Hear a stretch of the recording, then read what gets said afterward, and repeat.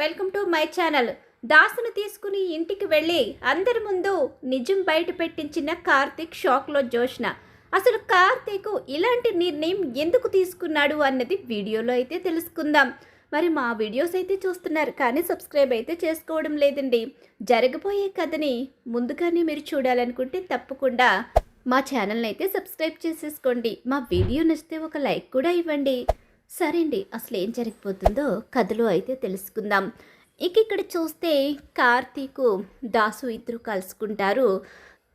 Doctor ఎలాంటి తప్పు చేయడం లేదని, డాక్టర్ అన్ని నిజాలు తెలుసుకుంది అన్న విషయాన్ని దాసుకి అర్థమయ్యేలా చెప్తాడు. ఆ తర్వాత అక్కడ ఏం జరుగుతుంది అన్నది దాసుకి అర్థమవుతుంది. ఏంటి కార్తీక్, ఏం మాట్లాడుతున్నావు? ఇప్పుడు దీప బోన్ మ్యారో ఇవ్వబోతుందా?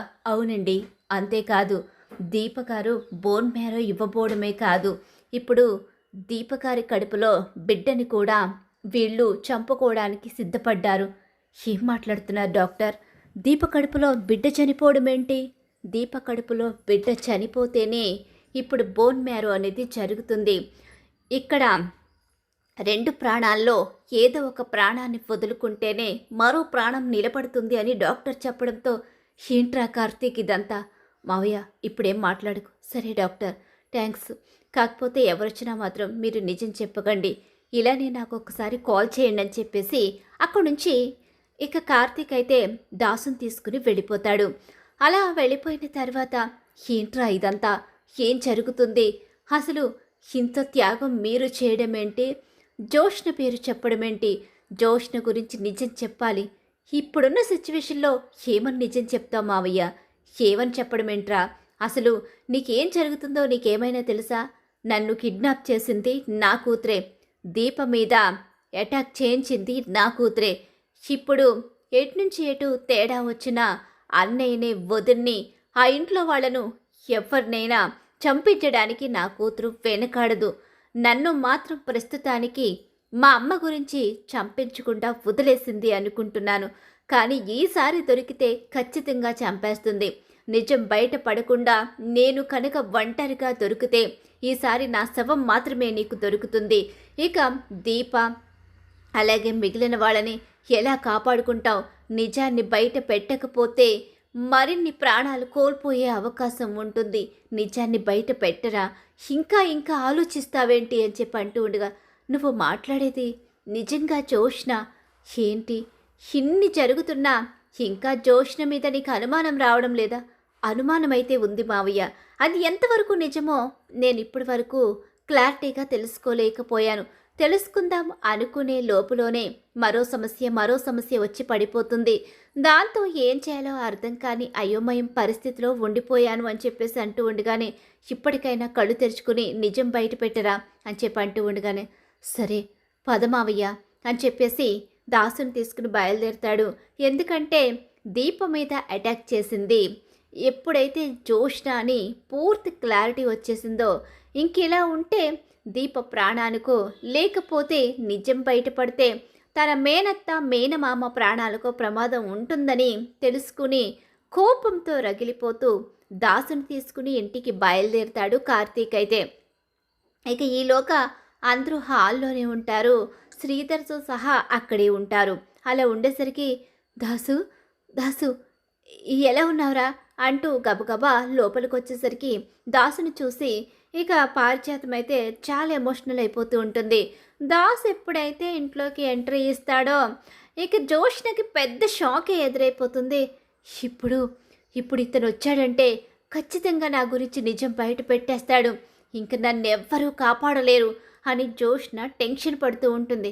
ఏంటమ్మా జోష్న, చాలా టెన్షన్ పడుతున్నట్టు కనిపిస్తున్నావు. ఏంటి జోష్న టెన్షన్ పడుతుందా? అవును, జోష్న ప్రతిదానికి ఎందుకు ఇలా టెన్షన్ పడుతుంది? ఏమైందిరా కార్తీక్ అని చెప్పి అంటూ ఉండగానే ఒక్కసారే జోష్నని ముందుకు లాగి చెంప పగల కొడతాడు కార్తీక్ అయితే. ఇక ఒక్కసారే బావా అంటూ గట్టిగా అరుస్తుంది. అవును, బావనే చిన్న మరదలా? ఏంటి చిన్న మరదలా? ఏం మాట్లాడుతున్నావు? అవును, ఇంకా ఎన్ని కుట్రలు నీ మైండ్లో ఉన్నాయేంటి? ఒరే కార్తీక్, ఏంట్రా ఇదంతా? మీరాగండి అని చెప్పి కార్తీక్ అంటూ ఉంటాడు. ఏం జరుగుతుంది?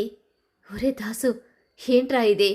నువ్వు మాట్లాడకమ్మా, నీకు మాట్లాడే రైట్స్ కూడా లేవు. ఏంటి దాసు, ఎందుకు మీ అమ్మని అలా అంటున్నావు? లేదు, నిజంగా ఈ ఇంట్లో చాలా పెద్ద అన్యాయం జరిగింది. ముఖ్యంగా కార్తీకు దీపకి మరింత అన్యాయం జరిగింది. ఈ ఇంట్లో కార్తీకు దీపకి అన్యాయం జరగడం ఏంటి?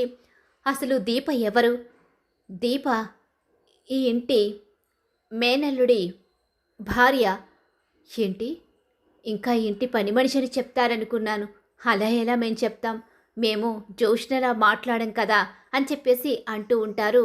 మరి జోష్న ఎవరు? జోష్న ఈ ఇంటి వారసురాలు.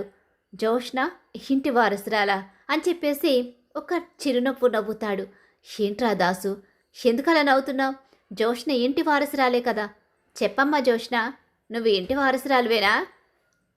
అది అది అంటూ ఉండగానే, ఏంటమ్మా జోష్న ఇంటి వారసురాలేనా అని చెప్పి అంటూ ఉండగానే, ఏంటి వీడు ఏం చెప్పాలనుకుంటున్నాడు, ఏంటసలు అని చెప్పేసి ఈలోగానే ఎక్కడ నిజం బయట పెట్టేస్తాడని చెప్పేసి కంగారు పడిపోతూ, ఒక పిచ్చి పట్టిన వాళ్ళ ప్రవర్తించుకురా, ముందు ఇక్కడి నుంచి వెళ్ళిపో, నీకు నిజంగానే పిచ్చి పట్టినట్టుంది, ఏవేవో మాట్లాడుతున్నావు, ఎందుకు ఇలా చేస్తున్నావు?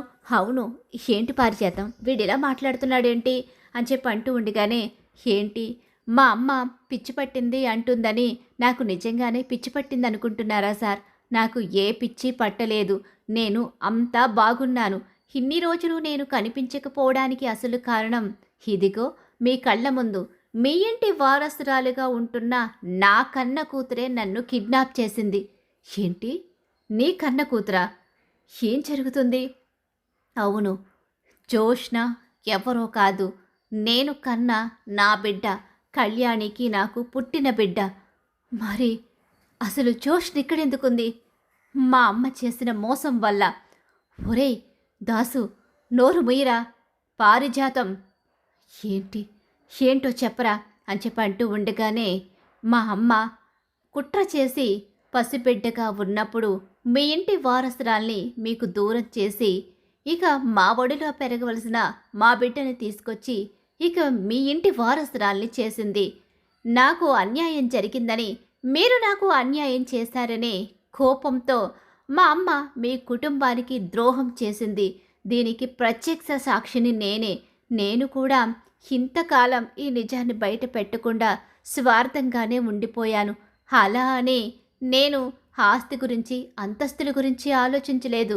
నిజం తెలుసుకున్న నా కూతురు గురించి చెప్పాలని వచ్చిన నా కూతురు ప్రతిసారి నా మీద అటాక్స్ చేయడం, అలాగే నా కాళ్ళు పట్టుకోవడం, ఇదంతా చేస్తూ ఉంటే ఎక్కడో తండ్రి ప్రేమ ముందుకి అడుగు వేయకుండా ఆపేసింది. నేను స్వార్థంగా ఆలోచించాను కాబట్టే ఈరోజు ఇక నా కూతురు ఇన్నేళ్లుగా ఇక్కడ పెరిగిందని చెప్పి అంటూ ఉండగానే, ఎంత పని చేశావు, ఎంత పాపం చేసి నా కుటుంబంతో ఆడుకుంటావా? నా కొడుకు కోడలికి అన్యాయం చేసి తనకి పుట్టిన బిడ్డని వాళ్లకు దక్కకుండా చేస్తావా? నిన్ను బ్రతికినిచ్చే ప్రసక్తే లేదు. అసలు మా ఇంటి వారసురాలు ఎక్కడుంది అని చెప్పి అంటూ ఉండగానే, నేను చెప్తాను సార్, మీ ఇంటి అసలు వారసురాలు ఎవరో కాదు, దీప. ఈ విషయం జోష్నకి తెలిసే దీపపై అటాక్ చేయించింది అని నిజం బయట పెట్టేసరికి ఒక్కసారే అందరూ షాక్ అయిపోయి నిర్ఘాంతులైపోయి ఉండిపోతారు. ఇక దశరథ శివనారాయణకి పెద్ద షాక్ ఎదురవుతుంది. ముఖ్యంగా జోష్నకి దిమ్మ తిరిగే షాక్ ఎదురైపోతుంది. ఖచ్చితంగా రాబోయే కథలో ఇలా అయితే జరగబోతుంది. ఇలా జరగాలని మీరు కూడా కోరుకుంటున్నారా? అయితే వీడియోని తప్పకుండా లైక్ చేసి కార్తీక దీపం సీరియల్ అప్కమింగ్ ఎపిసోడ్స్ టీవీలో కన్నా ముందుగా చూడాలి అనుకుంటే మా ఛానల్ని ఇప్పుడే సబ్స్క్రైబ్ చేసుకుని పక్కనే ఉన్న గంట సింబల్లో ఆల్ మీద అయితే క్లిక్ చేసేయండి.